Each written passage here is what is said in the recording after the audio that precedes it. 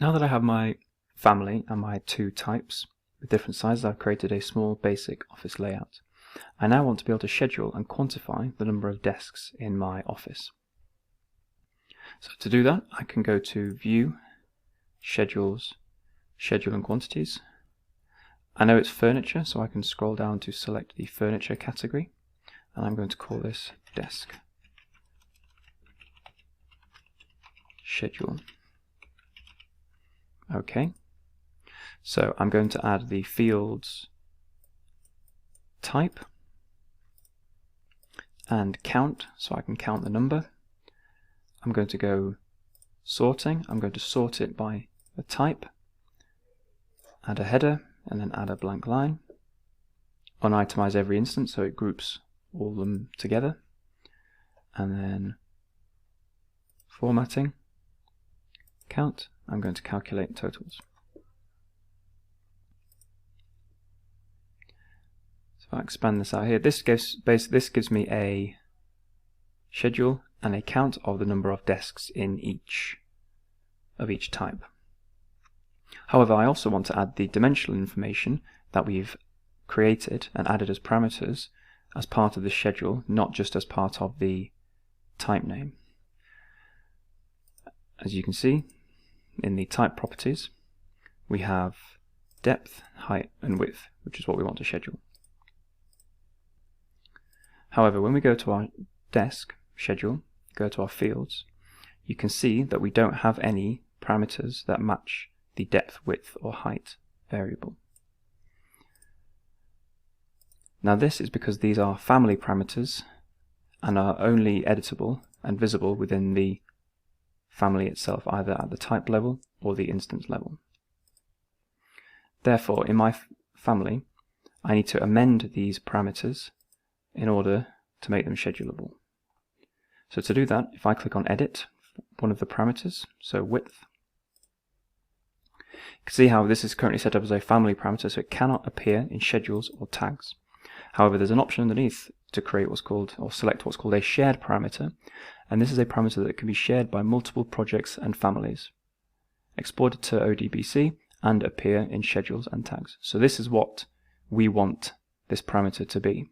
So we click on Share Parameter. Now notice that we cannot type the name in.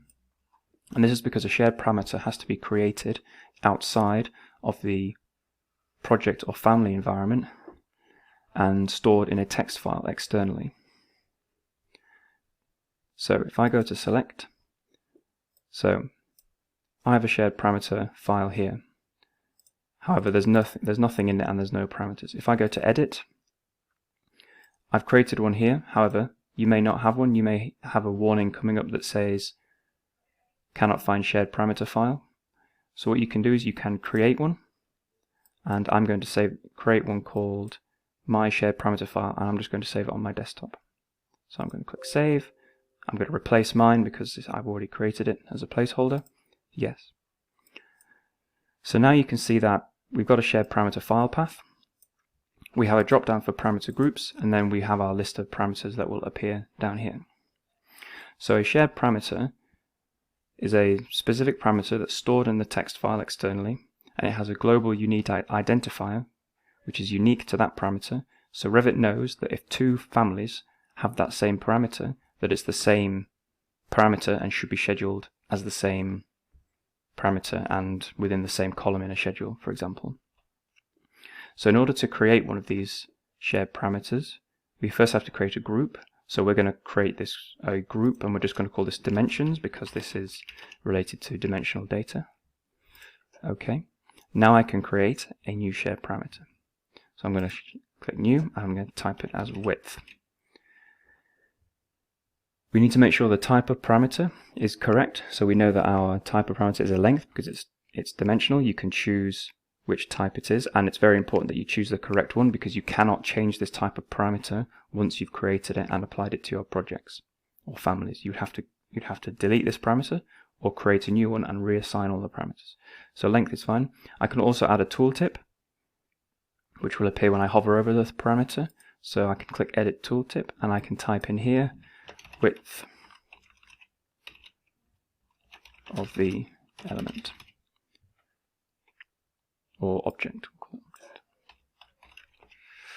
It's useful to use these tooltips so that users know what the exact function of the parameter is. So I can then click OK. You can see the parameter now appears in here. So now I can close the Edit Shared Parameters dialog box, and now I can actually pick the shared parameter from the parameter group dimensions.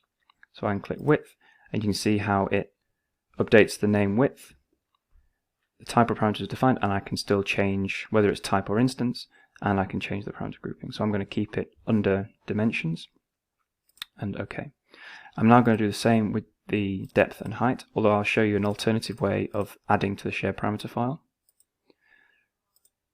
So under Manage, Shared Parameters.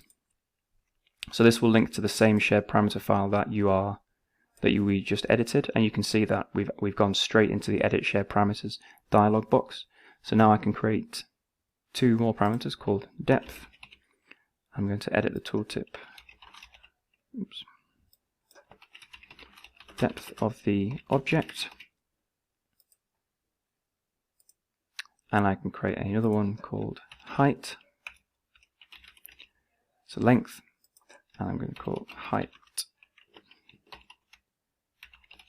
of the object. OK, OK, and then OK.